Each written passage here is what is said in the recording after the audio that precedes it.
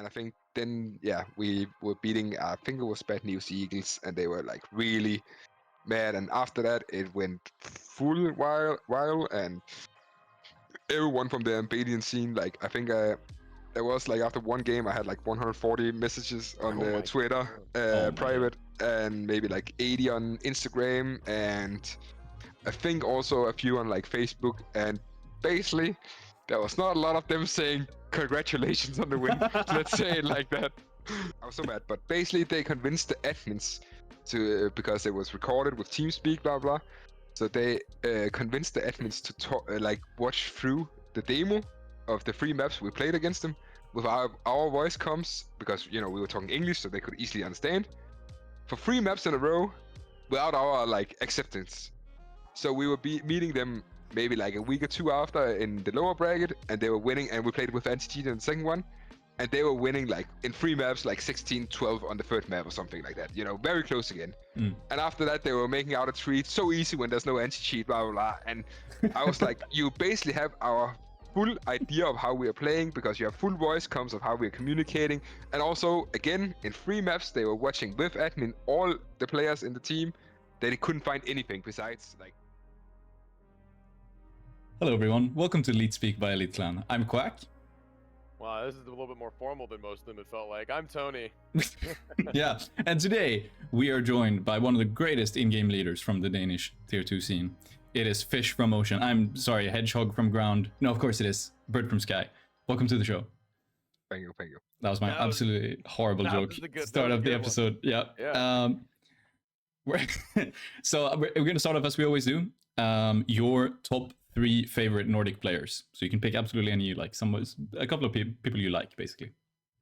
Yeah, I think the third one is, I'm not 100% sure, but it's probably gonna be maybe like Forest back in the days, in the beginning of Go. I think he was just better than most people, and I think that is always like him get right.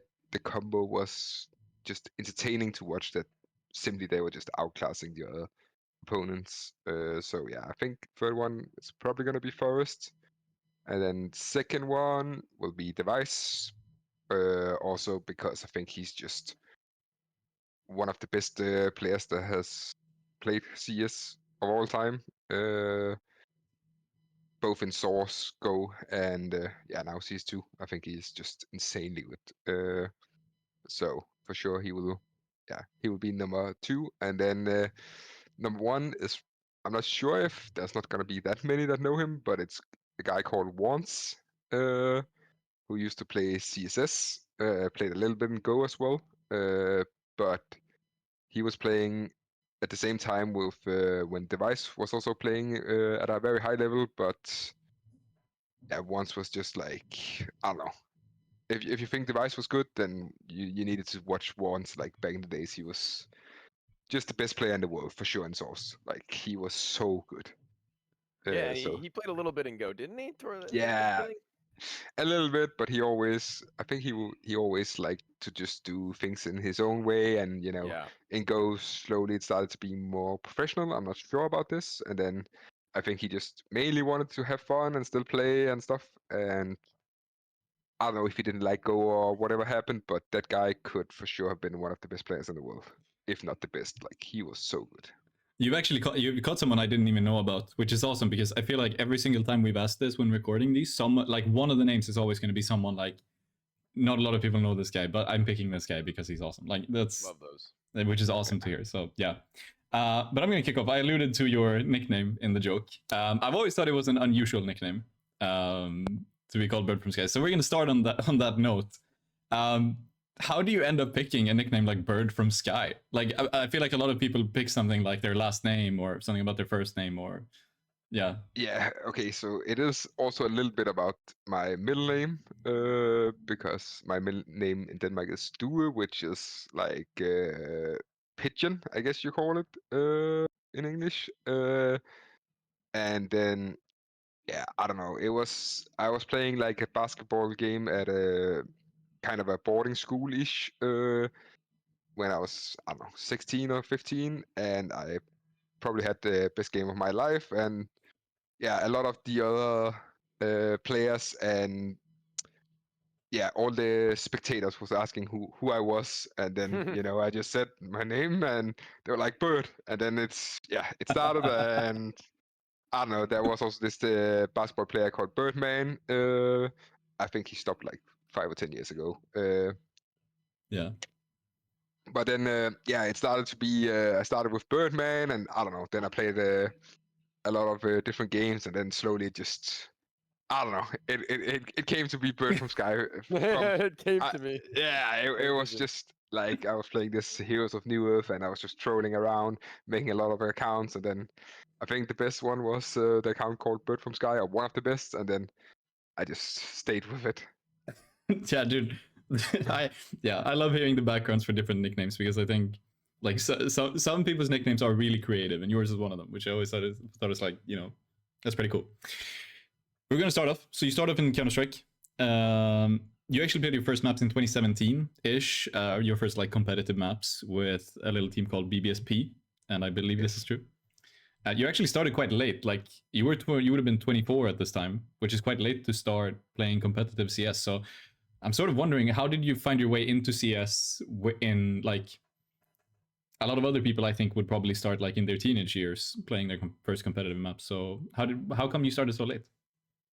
I did play like 1.6 and CSS as well, a little bit, and I think 1.6 we had like, what do you call it, like a team from our city with friends, and we were not the best, but I think we played pretty well, and we also attended some Danish lanes and stuff like that, and we did make some upsets against some of the big names, especially in the end of 1.6. And then I don't know, I played a little bit Source, where I started to meet a lot of the, how to say, like bigger names in the scene. Because when you transform or what do you call it? When you change from Go to CSS, or from 1.6 to CSS, everything was just easy. Like I didn't understand anything, but I was just shooting everyone in gathers and stuff like that. So slowly I started knowing people there, and then I stopped playing, I would say, or I played a little bit. Maybe I played like 800 hours in 4 or 5 years or something. Just played like Heroes of New Earth competitive, or at least decent. And then I was studying for how to call it. Basically, when you're helping like kids and stuff in school, so you're not a teacher, but you are. Yeah, I don't know the word in English. Something. Yeah. So then I did that for a few years, and then one of my friends asked to go to a Danish lane called NPF, which is like a big casual lane, I would say, in Denmark. There has been like decent teams, Rectors and stuff like that, winning it tricked back in the days. But I just went with him and some of our old friends, I would say, and then we were beating like one, maybe two, I think one top 10 team in Denmark, like number 8 or something, and everyone was like, who the fuck is this, blah, blah, blah, and that's where I was like, okay, maybe I can be pretty good at this game. So after that I just slowly started playing a little bit more, started creating teams, and slowly changing out players when you could get better players, because if you don't have a name, if you don't know anyone, then it's very hard to get into the scene, I would say. And that's pretty much the start, I guess. So a few years break, and then I was back. Okay. That makes a lot of sense. Because I feel like a lot of people, there are a couple of players who start sort of in their mid-20s and they start breaking into the scene at that point. Like I think about roeJ, I think about Jax, Safe, the Brazilian upper, and a lot of the time I think their story is that they did play Counter-Strike like all the time when they were younger, and then they just took a big break and came back and were really good to start with. So cool story. But this team eventually ends up with Serenic, and you actually managed to win the first season of the Dust 2 DK League, which is actually, it's quite a big thing now. Like nowadays that league has become a pretty big thing in Denmark. It's a little bit up and down, I would say. Like it has been pretty solid, but then a lot of teams pulled out simply because of prize money. and then they brought a little bit back, and now some teams are still playing. sjuush is still playing, I think, in it. But you know, if they want to make it really competitive again, they need Gaming Gladiators, TSM in there as well, I would say. But yeah, I think we won the first 2 or 3 seasons or something like that. We won like 3 seasons at like number 1, 2, and 4 or something. And at that point, I think we were number 9 in Denmark. So we also were supposed to be one of the top candidates, and we also said yes just because we wanted to support the Danish scene. And yeah, after that it got, I would say, pretty big, because then they saw we were competing in it, and all the teams all around us, they also wanted to compete. So I think there was like 1 year where top 5 to top 12 teams in Denmark were playing in it. Yeah. Or maybe top 4 even. Yeah, it's quite cool. Like, yeah, we have a similar issue right now in Sweden, where our biggest national league, most of the big teams don't even play in it because they feel like, well, prize pool, and also it's just kind of like it's a long league. You play a lot of maps that don't really get covered. It makes more sense to play like international events. Like, as you say, it goes up and down. Sometimes we have a lot of top teams, a lot of top players, but yeah. But you did have a lot of cool players, like a lot of players in this season who like ended up being, quite big names later on. I think on your own team you had Kier and Zip. And also on some other teams who played around, it was like roeJ, sjuush, kwezz, even QQ, who, like, at that point he was just 14. So like there's a bunch of players who come up. So like, what was this like? Like, this going up with this sort of generation, how did that feel like? Because I guess you come from the same sort of generation as these players. Like, some of them have gone on to do like quite big things. Like sjuush is probably the big one, who's done a lot of great stuff with heroic. So like, how do you feel like as part of this generation of players? I just came in so late. Now it's like, you know everyone, and we have one TeamSpeak where basically every Danish player who has a name is meeting up and just like talking and playing whatever. But back then, I didn't really think too much about it. It was all about making yourself better and your team better. So, of course, I remember playing a lot of these teams, winning and losing. But like, it's so many years ago that I can't go into details and remember that much.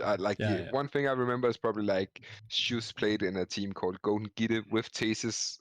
They also had Yabi for some years, and yeah, even though they had like all the talents, if I remember correctly, they always like, they were never like a solid team. They were always like maybe making one good result in a tournament, and then the next 2 they were like failing, and I never found out why, actually.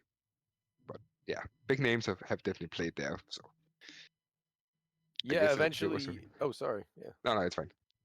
I was going to say that eventually you and a lot of these different players would end up playing together in teams, actually, from like the same era of lands. You'd kind of start mixing in and out from Lyngby Vikings, which would eventually become what we now know as ECSTATIC. And that was where I think you kind of made a name for yourself, that team, right? You had a lot of different results in that team where people started to look at you guys, and then eventually you would become international. But before that, I want to ask you about your coach, actually, that you had from the beginning, about 2018 time until I think the end of 2022, or like the middle of 2022, or maybe a little bit sooner than that. But FeTiSh, he's prolific, a guy who has a lot of experience in the in-game leader role alongside guys that people know now as some of the greatest in Danish Counter-Strike in general. So what was it like to have this guy not on the same team as you as a player, but instead behind you? I think FeTiSh was, I don't know, he was just like a goofy guy. Like, I really like that. Yeah, I mean, I really just like him, but he had, like, I don't know, he had the most sick, I would say, I don't want to go into details, but humor, and I can't go into details because that is not good for anyone. But Yeah. like, we really liked it in our team. I think back then, he needed to be a little more committed, I would say. And I think he also knows that he had like 2 or 3 kids, and there was a lot of other stuff going on, and he also had like a part-time or full-time job besides coaching, so it was very different from how often he was there and stuff. And I would definitely more see him as a friend than coach because he was not like following the meta and stuff like that. He also said that, but I think he was still good for the team to have there. Mm. So Oh, great. Yeah, I mean, that's about as good as an answer as I could have hoped from that one. I mean, you got to wonder all this time, this guy's name, being that he's got to have some sort of a vibe that he brings to a team, right?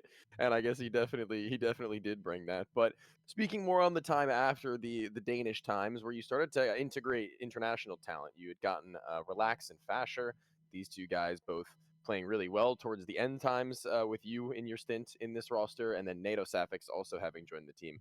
I want to speak about NaToSaphiX a little bit first, as the last of the Danes from this roster we'll probably be speaking of for a minute at least. He has a lot of teams that he's played in as stand-ins. Sometimes it's been just short stints with other rosters, whether it be as an opper, a support player. So now that he's kind of strayed away from the whole playing thing and leaned a little bit more into the contact aspect of esports, NaToSaphiX was what kind of a player in his best roles, would you say, and how was he as a teammate? I mean, for us, he played AWP and he knew what he wanted to do, I would say. And I think he had I think he had a view like almost every other Danish player had at this point, or basically every player in the world, which in my opinion, fucking sucked. Like, I think it was so bad, they think, because they have played in a good team that they know how to play Counter-Strike, and that is not the case in my opinion. I think like the level of CS even today like can be played on so many more stages, even though it's tough to develop, but it also, you need to have like at least a few players who can go in first and like teach these guys how to do it. Sure. And that is the tough part. But I think it was also why, like in the beginning, it was going really bad with NATO, if I remember correctly. Like we were not clicking, blah blah blah. And then I think he slowly started to trust the idea I was like, putting into everyone's head, which is basically we're gonna do a lot of stupid shit, but it's gonna make sense because we have a system around it. And everyone else was like, you know, just saying, oh, everyone is cheating in that team because what we were doing basically has never been seen. Like Heroic was maybe one of the few teams who was like close to doing it, but I think we were even doing it like on a whole nother level. So yeah, I don't think we had the best players or anything. I just think the system was very tough at that point, at least to play against, because you had not seen it before. Yeah, and then a little bit later than that, we pushed towards the FeTiSh era, who I was mentioning. He really did bring you guys up a level individually that I had never seen in that level so soon. A player that, no offense to him in any capacity, but I'd never really even had heard of by that point. This was just post-COVID era, and he jumps into a roster from, I believe he was on Budapest 5 or something for like a period or something like that. And then right back to ECSTATIC he goes, and you guys are starting to actually contend for these online tournament cups. You're actually starting to win out some of these fun spark results, and these aren't like minor wins. These are pretty big wins for the time, B tier online events, all things considered. But then you eventually had taken even an A tier online event over Extra Salt by the end of that same year. So talk to me about how you guys actually came about FeTiSh and, to a lesser extent, I guess, raalz, and how you made it work. Okay, so raalz, I knew a little bit. I've been friends with on Steam, and he have just been like benched or something in a team, and we were talking about creating this team. And we had the lineup, which was me, raalz, raalz, FeTiSh, and Jail, which no one knows almost. So it was us 5, and I think we only played maybe a week, maybe 2.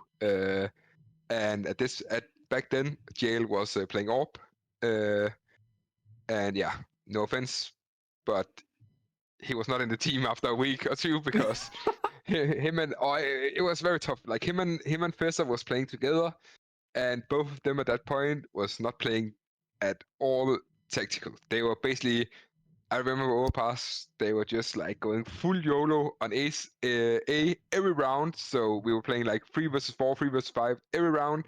And then I say, okay, maybe this was just practice, but I want to practice when I practice. I don't want to just win. I actually want to practice something. And then I was like, okay, we need to practice some things at B. Maybe we can play a little more defensive on A. And then, instead of dying fountain, maybe they die like front bathrooms or something like that in underground. Still offensive places.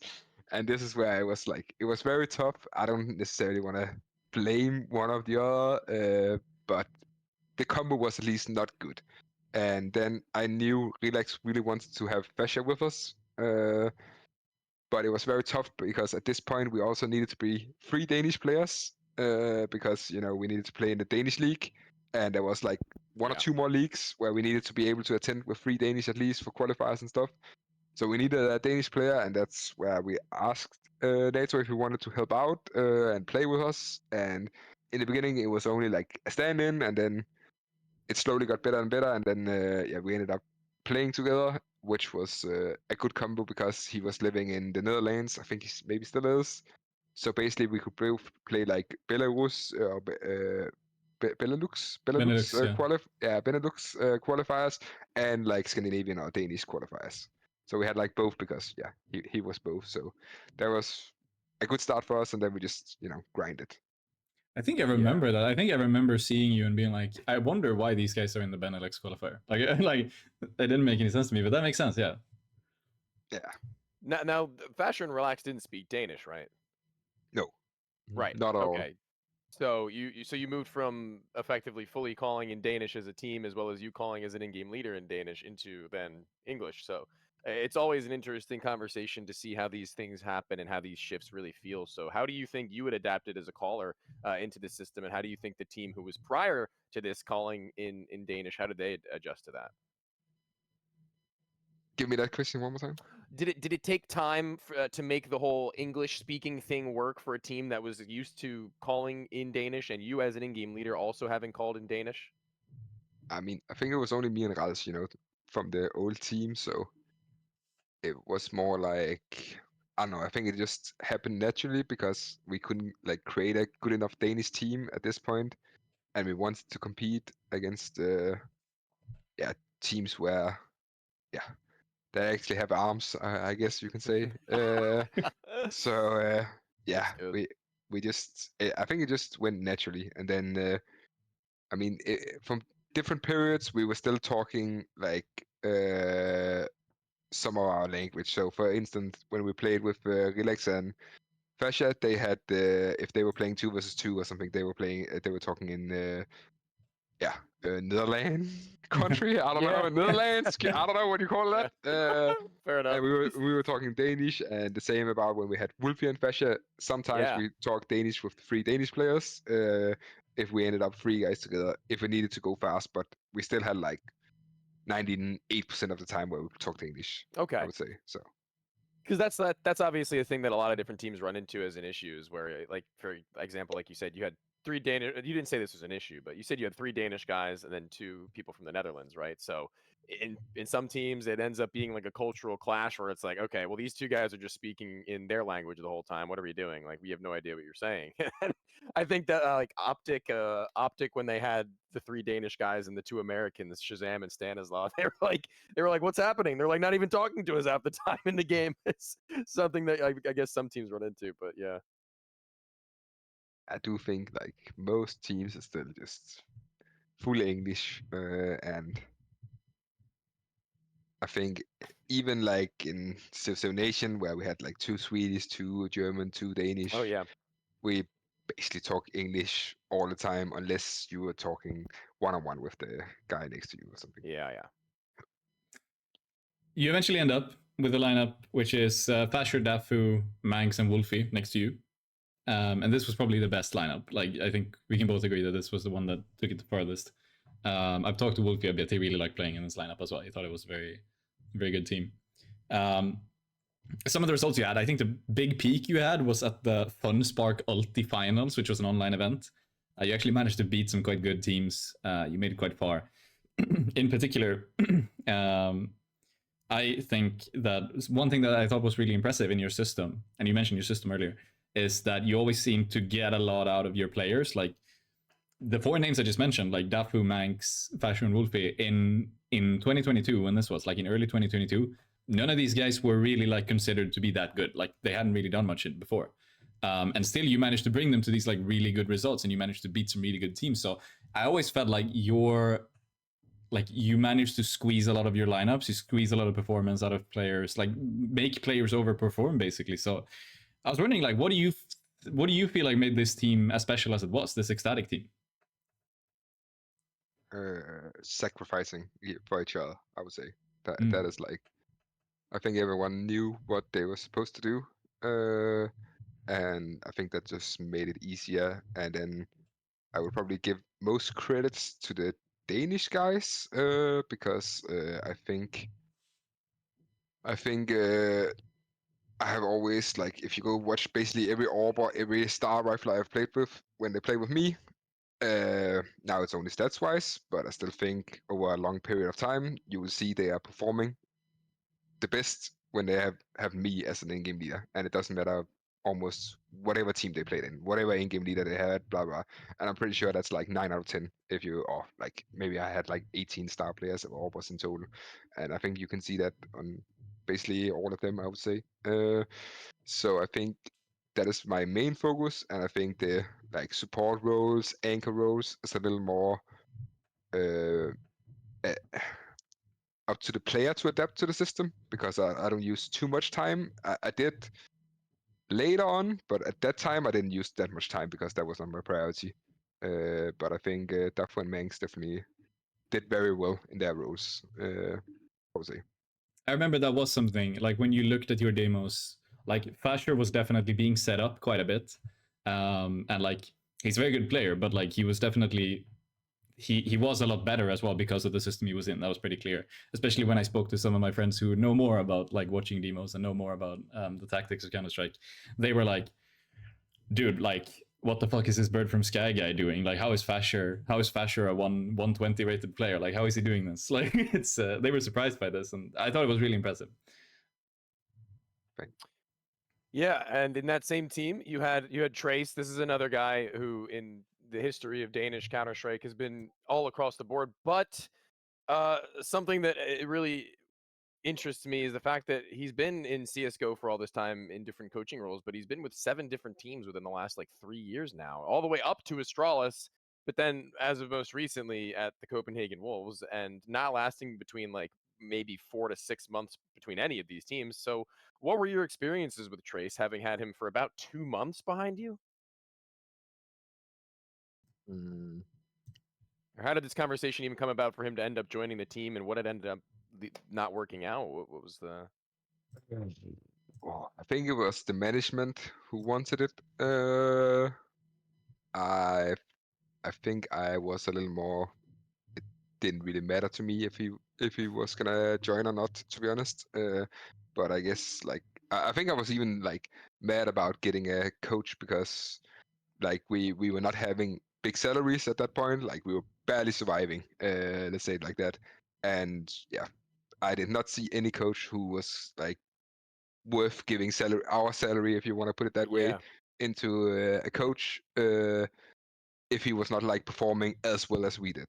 And I Sure. think like the Trace situation, I don't know. I had like one scenario where he did something I was definitely I can say it. Like he made a tweet about he was joining the team, and I think this is basically his how his career like started, because he made a tweet that he was like joining ECSTATIC, and after 1 month we were top 16. And I want to put that very clear. That has very, very little to do with him. It was the team, it was the players. We worked harder than everyone else in the scene at this point, and him coming in and kind of like I would say stealing a little bit of the spotlight, taking over free credit where you should just be humble and be happy that you were part of this. And again, you said it, I did not say it. He has been with 7 teams in 3 years or whatever. That is, maybe that must be a reason, right? Like yeah, that, I had to figure yeah. there was something behind that, because it's not every day you see a track record like this. So Yeah, and I still, I still think like I like him as a person and stuff, but yeah, he was not the coach I needed, at least. Okay. That is for sure. And also that scenario I mentioned, that really like took a lot of frustration out of me, simply because we had been working for like 8 months every day, 3 best of 3s every day almost, and then you see like a guy coming in, and Yeah. I know maybe it wasn't his attention or like idea about this tweet and stuff like that, but I also mentioned it to him that this is not cool. This is blah blah, and maybe this is why that he ended up having all the big offers. Because if people read this, they're like, oh shit, this guy must be doing something. But yeah, the case was it was the players alone, not the management, not the coaching. It was the players that worked harder than anyone else. Yeah, I mean, he's also got a big brand. Like, he's a big name because of the 1.6 days as well. So if you wanna have for my Joe Rogan fans, a Jamie pull that up moment, the tweet was a little over 2 months with the new lineup and we hit top 20. Goddamn, solid work. Hopefully it lasts more than a couple of weeks. So I'm assuming that's the one. I'm assuming that's the one. But yeah, that is I think that that's is good for even me. maybe the second one. I'm not sure if he the made first one. several. Whoa. Yeah, yeah. No, that there was. I'm pretty sure there was one that was about top 16 because we made it to top 16 Yeah. at our peak, but I'm not sure if that tweet is still alive or if Oh, it's here's been another removed. one. I do believe in coincidences, but coaching for a month and hit top 30. Here's he did do multiple. Yeah. So yeah. Okay. This Yeah, is right. real. This is a real thing that happened, guys. That's why I had to confirm. So it didn't just seem like he was making this up. Yeah. I would never lie. Never a lie. Never a lie. Nope, bird from lie. That's his next nickname. Don't lie about this next one. Speaking about never a lie, around this time you were having a lot of success. You were beating a lot of teams who were maybe on paper should have beaten you at that time because they were ranked higher or whatever, had more notable names. There's one notable accusation here, which comes from Norbert, future major champion. He played on K23 at that time. And let's just say Radar from Sky was born, and that was the meme because he straight up accused you of radar cheating after one of these games, and that sort of caught on like that. I remember that was a very big talking point, and I never saw any merit behind it. Like, I didn't see any evidence of anything. So I was wondering, like, why do you think these accusations happened? I think it happened because of like two scenes, which was basically the Russian scene and the Albanian scene, because these two teams were very bad losers, I would say. They could not handle that they were getting outplayed in ways they didn't know at this point. Like, again, we had a system that no one knew almost what to do about. And yeah, again, like, we prepared bad news Eagles, and they were like really mad. And after that, it went full wild, and everyone from the Albanian scene, like, I think there was like after one game I had like 140 messages on Oh my Twitter, Oh my private, and maybe like 80 on Instagram, and I think also a few on like Facebook. And basically there was not a lot of them saying congratulations on the win. Let's say it like that. Yeah, and like I even remember we were playing like I think it was called Republic, and we were beating like Bad News Eagles. There was no anti-cheat on. We were winning a very close game, like 16-14 in the third map or something like that. And somehow they managed to, like, without our knowledge, I was so mad. Like, I was so mad. But basically they convinced the admins to, because it was recorded with TeamSpeak, blah blah. So they convinced the admins to like watch through the demo of the 3 maps we played against them with our voice comms, because we were talking English, so they could easily understand, for 3 maps in a row without our like acceptance. So we were meeting them maybe like a week or two after in the lower bracket, and they were winning, and we played with anti-cheat in the second one. And they were winning like in 3 maps, like 16-12 on the third map or something like that. Very close again. And after that, they were making out a tweet so easy when there's no anti-cheat, blah blah blah. And I was like, you basically have our full idea of how we are playing, because you have full voice comms of how we are communicating. And also, again, in 3 maps, they were watching with admin all the players in the team. They couldn't find anything besides, like, I think FeTiSh had one time where he was like, there was a lot of pressure on Nuke, but nothing was happening. And there was a guy who made a timing under heaven, and yeah, FeTiSh was looking, because we were basically, care flanks, care lurk, care timing, whatever we were talking about, because it's, ABC CS, and we tried to play maybe ABCDE CS. So this was just like, what the fuck are they talking about? And that was like the one thing they found in 3 matches with full voice comms on. And Yeah. then even though I think like a month later we won against them again, maybe with anti-cheat, they were still complaining. And I was like, how is this possible? Like, I don't even understand how the fuck this is possible.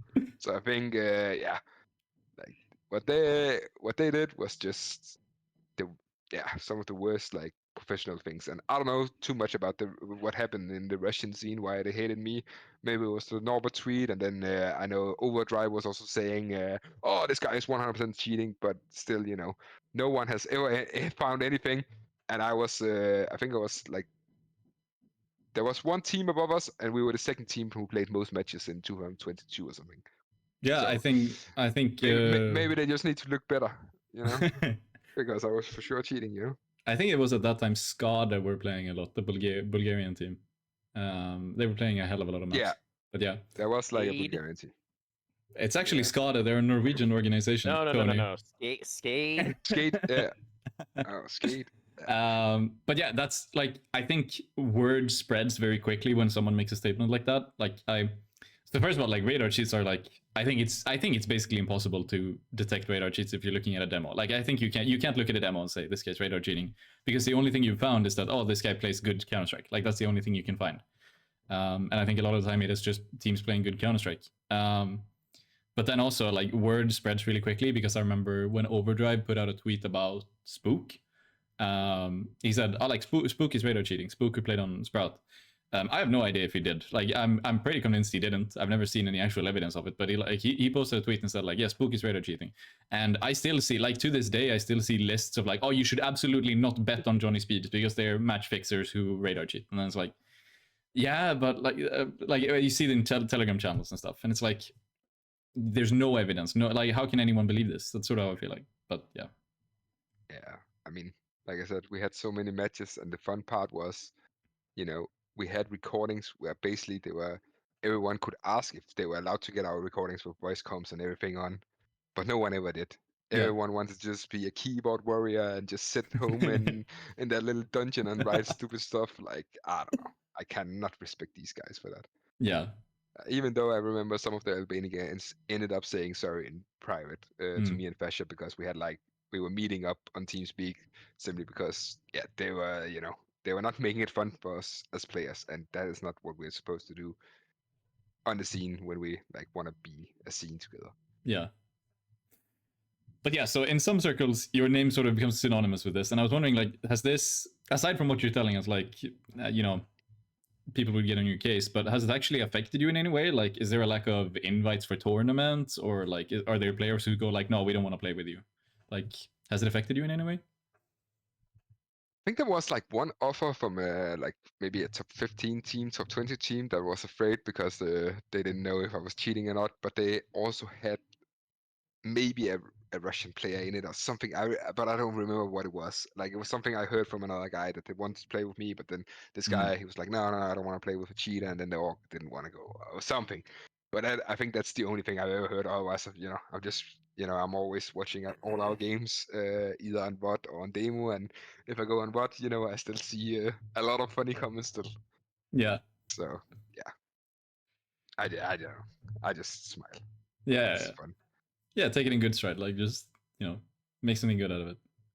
But yeah, you eventually you replace Wolfie with Jello, and the team sort of disbands after that. You didn't play with him for too long. The team sort of slowly declined in results at that point. But basically all of you leave except for maNkz, who actually stays on. And I wanted to ask something specific about maNkz, because he transitions into an IGL role and starts to build this new Danish lineup, which eventually ends up finding some success. He moves on to M80 as an in-game leader as well. So what I wanted to ask about maNkz is, I was wondering, like, do you see something in your, like, from yourself in maNkz? Like, do you think he became an IGL because of you in some way? Like, do you think he took something from you? Oh yes, for sure. Oh, yeah? Like, yeah, I remember we talked about some stuff about how, he wanted to play his own way, and I think in the end they did. But like after my leave, I was watching like I remember I think I joined maybe Flames here or something, and then I remember like we were watching like qualifiers, and basically I could say every round almost what they were going to do after maybe 15 seconds, because I could see this is something I have built. This is Yeah. the idea. And that was just a little bit funny because maNkz was like, I want to play my own way, but they also had like very limited time before, because that was like, I think it was maybe AMA qualifiers or something like that, and they ended up doing well. But it was just funny to see basically like every strat you ever made, every idea that was, oh, this was mine. And I even remember that I wrote in like the Flames group about it, and they were like, what the fuck? Yeah. And then the next day they're like, oh, they did this strat, because they also knew what strats it was and Yeah. stuff like that. You, So that you was a little bit funny. You actually mentioned it. It kind of just perfectly segues into what the next point was going to be. You create this next roster in Copenhagen Flames. The team had just been gutted. They lost players to G2, Fnatic, roeJ, Sprout.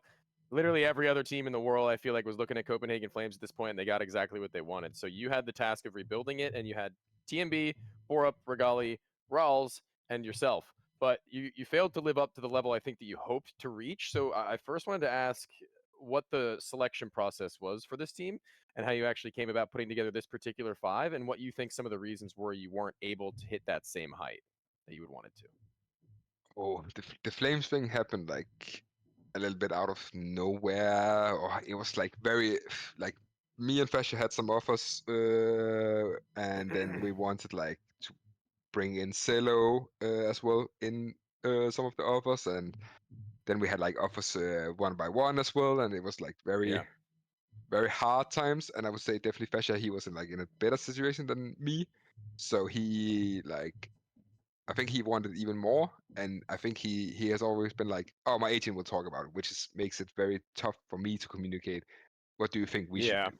So it was more like one by one, and then in the end, he ended up joining Fnatic, Pretty and sure. that's where I got the offer to with Flames to rebuild. We have talked a little bit.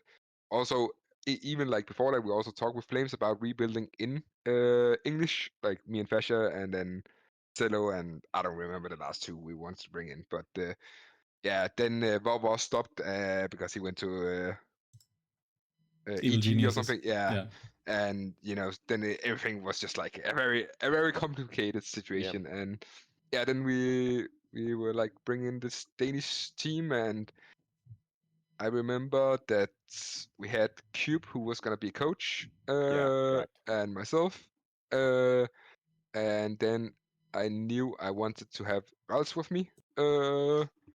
So yeah, we got him from Sprout, and then Cube really wanted regali because he had him in Fnatic Academy.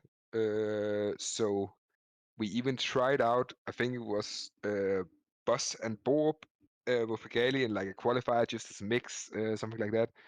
raalz was not playing with us because he was still in Sprout at this point, but like that's where we were trying out. And I remember I wrote up regali stats from that qualifier, and like we played like 5 games, and I think his worst game was like 18-10 stats.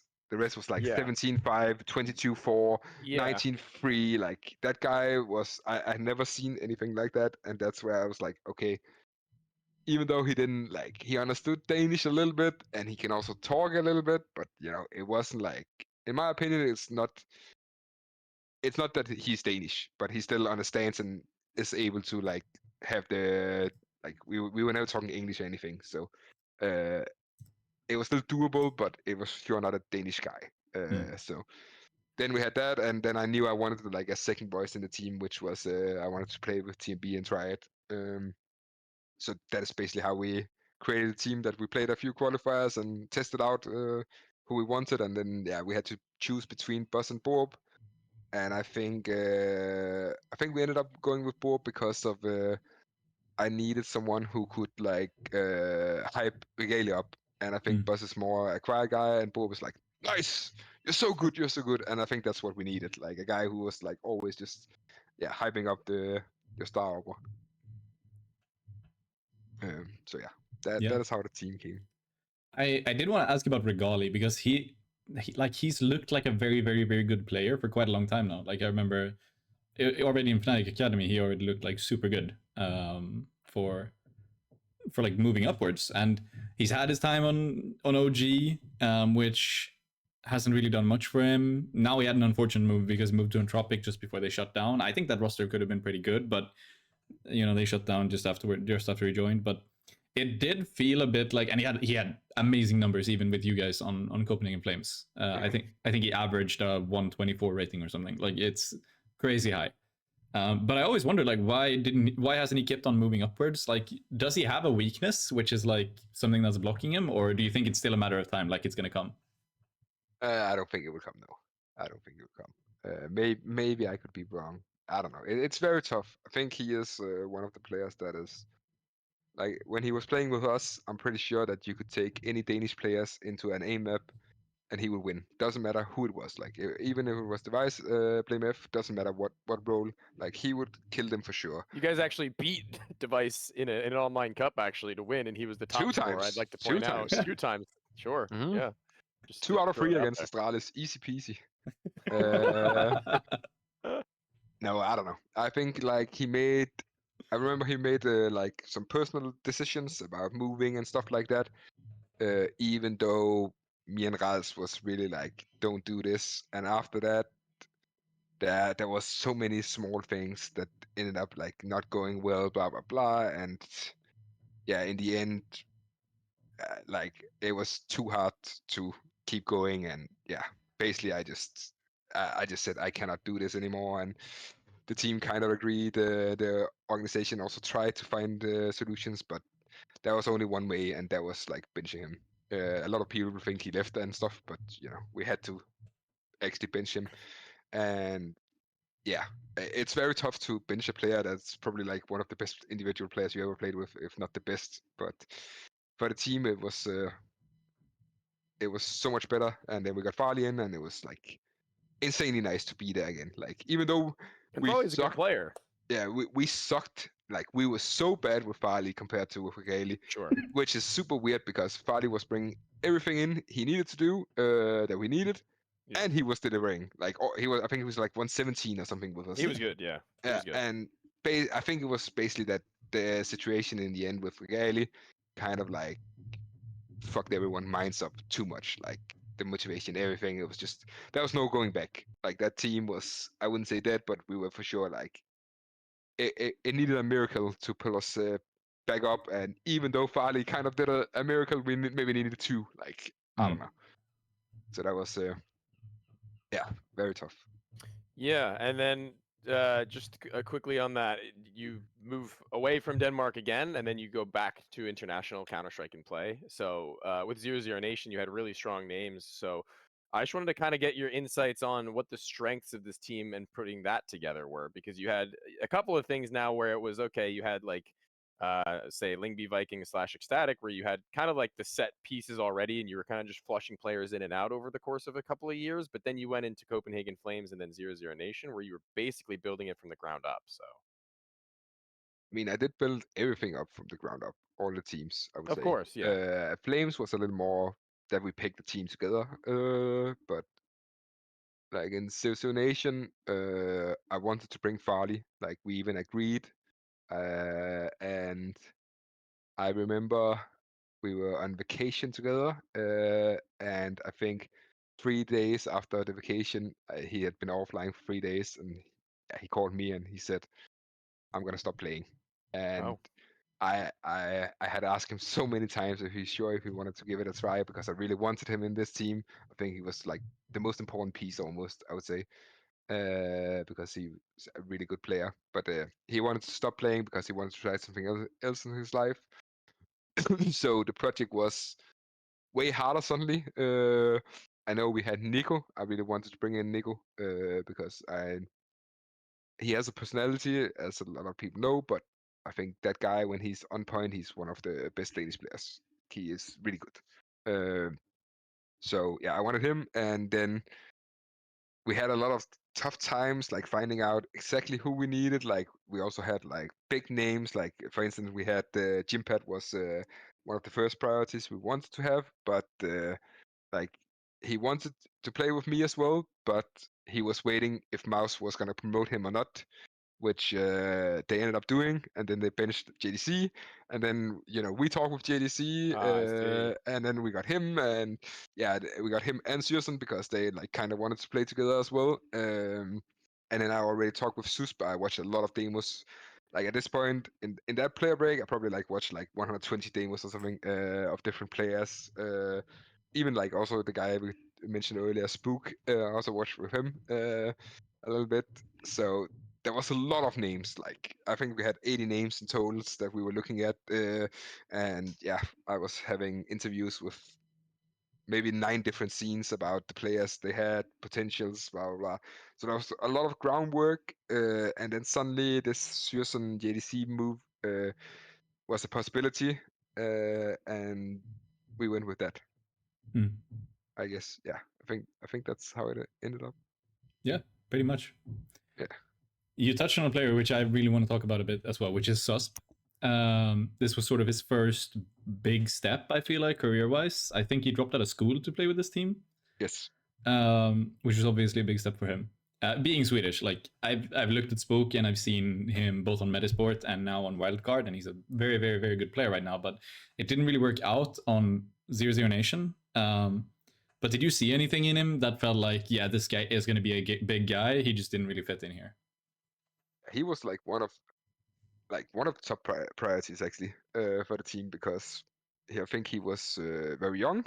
I think he had insanely good stats for where he was playing. Like he was like playing in mixed teams, and he was like basically playing every role. And the main thing I watched with him was that he was playing incredibly smart with these mixed team that had like, I would say, a lot of psychos in it that just runs around and tries to shoot. Like he was playing committed, and he was playing the roles. Doesn't matter if it was anchor or star position. I think he was playing them very well, and he was also shooting hard. So I think all of these things just wanted me to go. And I don't know, like in the beginning, the first month, I think we had like glimpse of very good things, but I think maybe at this point the communication we needed from him compared to his positions, because he ended up playing all the star positions I wanted him in. But when you have star position, you need to make plans. You need to like talk a lot, and like the communication was just off. And I know there was like a lot of like we had a lot of eternal, or like in the group there was a lot of like building up frustrations, I guess, because yeah, everyone like think he did okay, I guess, especially early on, but they want more. Like we needed to make him a star player. And I think we ended up like changing a lot of roles because it just didn't happen that we ended up putting like JDC in the end on it and something like that. But we worked a lot, and I don't know exactly what it was, because I also had like some frustrations. I don't think I was the guy who was like top frustrated or anything, but it was very, very tough because it was all the demos that I watched where he played really well, like in the stress scenarios and stuff. There was just like small things needed, and again, you just see him join Metasport, and he's just like playing really well, in my opinion. And you see him back, and I also hear that he's like the guy communicating the most in that team and stuff like that. So I guess that he just didn't feel well in the team. I think that's the main reason. Even though I think we tried to give like a lot of criticism, no criticism, ideas, blah blah. But yeah, sometimes it just it doesn't fit. It makes sense when you're the young guy coming in here. Like he would have been, I don't even know if he would have turned 18 at this point. He might have been 17 even. But he's coming in, he's next to like you, he's next to Searson and JDC, who played in like tier 1 teams, and Nico as well. Like it's a big group to come into, and I can understand like if you're kind of not really feeling the communication at that point, you don't really feel like you're in a position where you can make the plays happen, like in start positions. So it kind of makes sense that he goes into Metasport. He's got his twin brother at the same team, in the same team, like good friends. He's known for years. It makes sense that improves. But so that's really interesting to hear, because I've been wondering a lot about susp, and he has a strange career, I feel like, for a Swedish player. It's kind of unusual. So it's very interesting to hear about these things. Yeah. I know a little. Oh, sorry. No, you're go fine. Go ahead. I know that he had like insight on some of the Swedish like organizations and stuff like that, and something he definitely didn't want to experience, which is also why he had this like different career. But I don't want to go too much into details because I don't think that's my business. Yeah, it's his Sure. business.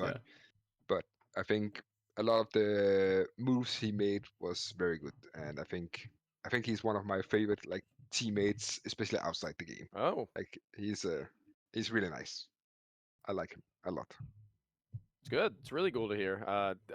One of the players that now I'm pretty invested in seeing as he's supporting my scene. Let's go NA. Wild card bolstered by 2 Swedes. I'm down for that any day. But we see this team that also didn't really have as long as a time to it. It was about, I think, from the time that you had actually joined to the end of it, I think about 6 months, maybe less, 5 months. And then Fasher, he moves on. Searson and JDC, they go back to big. And you and Pita are the only ones left now at this point, as far as I'm aware, without a team or without public teams since. So having worked with him, you guys, I assume, might have had a pretty decent relationship, at least considering you had a pretty core of Scandinavian people on that team with you, him, and susp, I guess. So what was the dynamic like between you and him? I love the coaching talks, if you couldn't already tell. I mean, again, I've had a lot of talks about different coaches, and Peter had been in Flames, so I had contacts there for sure, and they were very hyped about him. And I think the one thing that was a little bit tough was that he was coming in as one of the last persons. Like Sure. he joined a little bit later than the rest, or as the last person. And I think the like the idea and the preparation and how he is as a coach is something I really respect and like. The one thing where I felt a little more like where we had like different thoughts was that he wants every player to be very comfortable in the team, which is important. But I think the most important player that is comfortable is your in-game leader, because he's the guy who's supposed to, make the plans, make the calls, blah blah. And we played a CS that I hated. This was nothing to do with me, nothing how I wanted to play, especially in the end. Like in the beginning, it was a little bit better, but in the end, like it was Not your style of Counter-Strike as a no, caller. it was literally like the opposite. It was disgusting. We wanted to play like a pro team, which is bad CS. Like we did not do anything I liked. And like also when I think we played like 2 tournaments in the beginning and we won one of them, the Pinnacle Cup against Yes. Furia and Astralis. Beat And us, at this point, There it is yeah, again. and at this point, we were like playing the CS I wanted, even though there was like still some scenarios where we did not always fully agree on how to play. We were like overall playing how I wanted to play CS in the beginning, I would say. And then you start losing, and then people are like, we should do this, blah blah. And slowly you just got into this rhythm of you have a lot of big names, and they have learned CS on it sounds stupid, but on a low level, even though they play on a high level. And this is just it's very tough to teach them how to play good Counter-Strike. And then we ended up playing bad Counter-Strike, and we just ended up losing to every tier 2 team who actually played good Counter-Strike, even though we had way better players and way better names. Simply because we did not play to win. We played to not lose, and that is like the worst feeling ever. So yeah, it was very different with Peter. Like I like him a lot and respect him a lot, but I think I also said this to him that I think he needed to prioritize my style of calling support that more than the others. Sure. Yeah. But all right, we talked a lot about the past. What are you doing right now? And like, what is the future for birdfromsky? Like, what is there a team coming up, or do you have any other plans? And you're still looking to play, as far as we're aware. Yeah, I want to play. There was like all this Nation shitty situation that took a lot of energy and time, and I am finally done with it. Like a few months ago or something. But there was like a very big energy resource that I Stressful need to time, burn. yeah. Yeah, and there was offers that I could join, and there even was like 2 teams where basically salary, prize money, stagger money, all these things, length of contract, they were like agreed on. but then like maybe 1 or 2 days before making or getting the final contract, then something happened that didn't go the right way, and that is just life. And then yeah, maybe there's been like 8 to 10 teams in total that wanted me, but I've also said no to a few teams, and some teams was just like talks and stuff like that. So I want to play, and there's still like 1, maybe 2 projects that's gonna be very interesting Oh. if I can get in. But again, at least in one of them, that is not my call. I want to do it, but you know, it's always tough, and I hope to play. That is like the one thing that I really I want to play again. It's a little bit boring to play FaceIt, but it's okay. Yeah. I have a question that came to my head while we were doing this recording. I forget what actually had struck my mind about it, but you don't have to answer this, obviously. It'd be cool if there was specifics if this is going to be the case. But was there ever a time where either you or both parties from Sprout were ever interested in one another? Because I have to ask, considering that one of the players that you've been in and out with in raalz was there and he was calling. I don't necessarily think he did a bad job in the slightest. I just thought it was a little bit shocking when he had made the move from being a 1.2 player in his roles under you to then transitioning into Sprout as a caller and really tanking what was a really solid thing he had going for a player who didn't really have a lot of time, it felt like.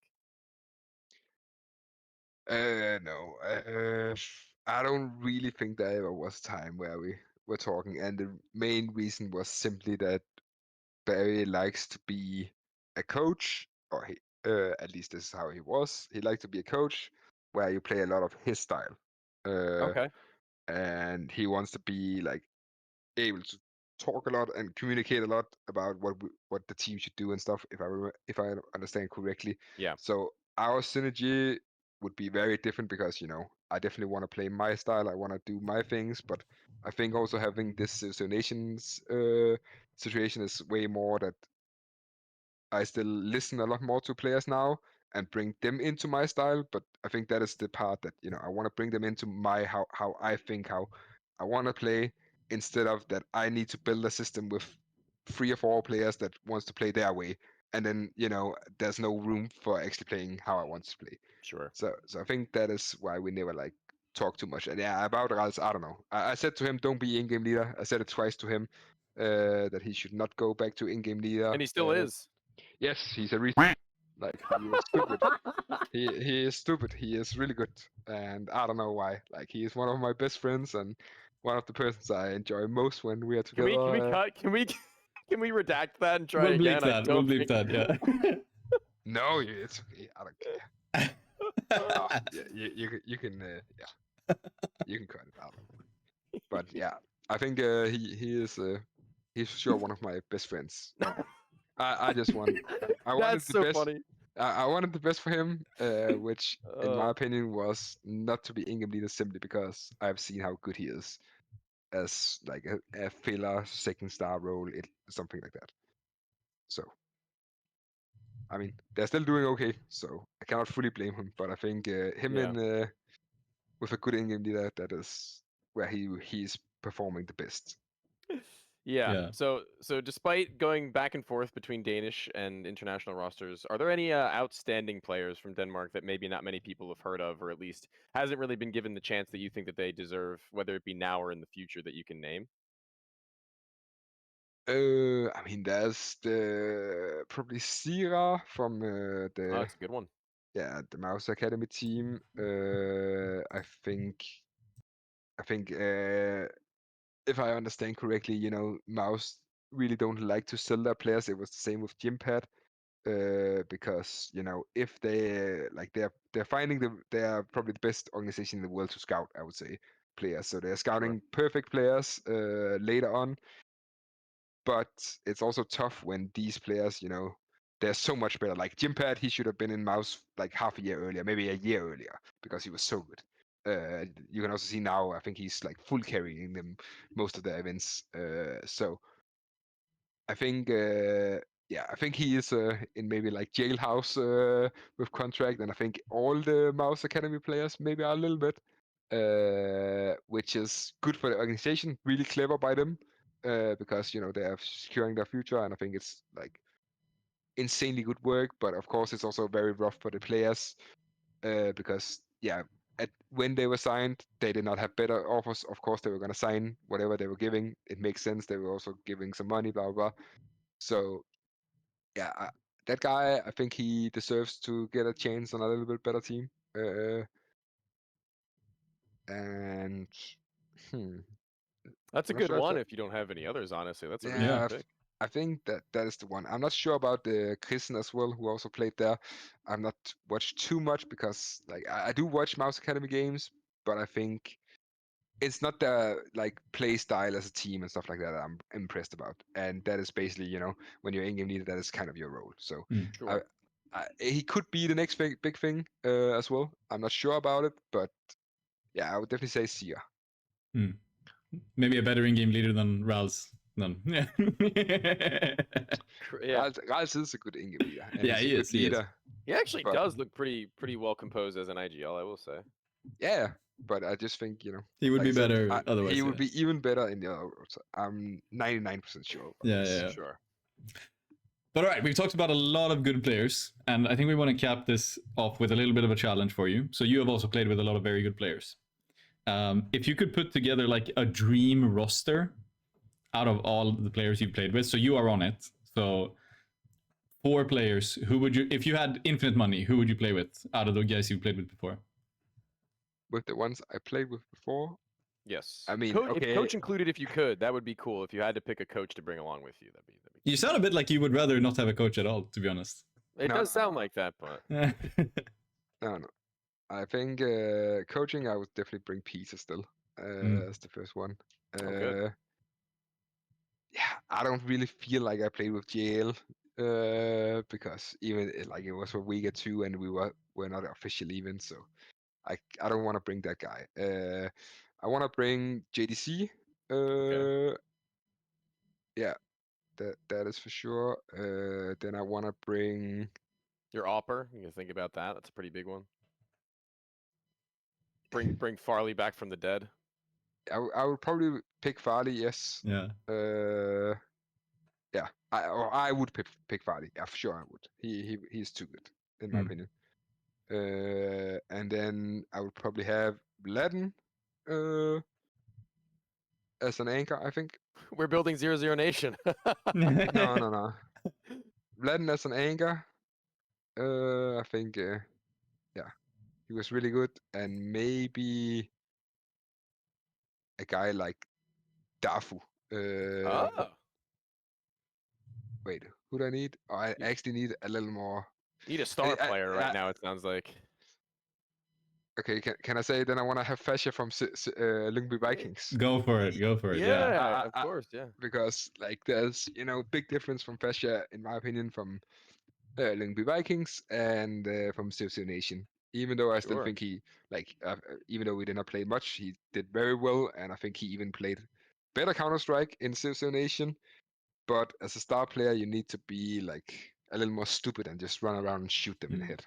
And that is like, I think the confidence was less after the FnaTiC situation. So that's why I wanted Lyngby FeTiSh, I guess.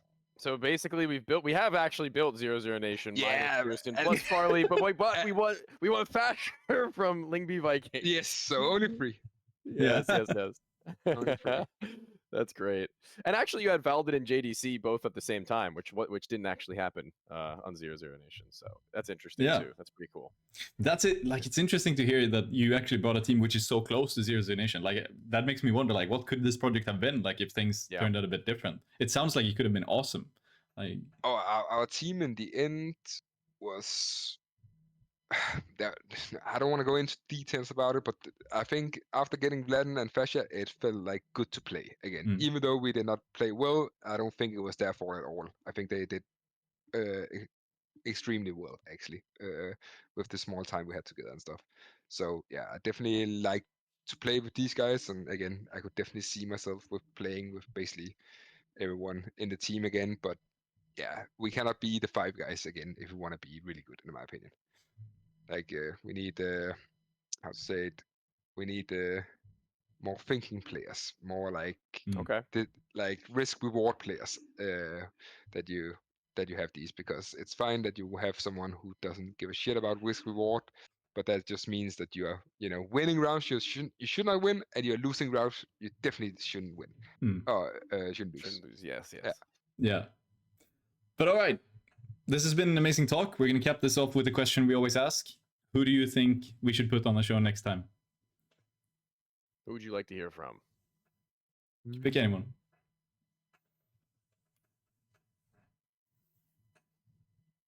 Who's got a good story? Who's got a good story or two?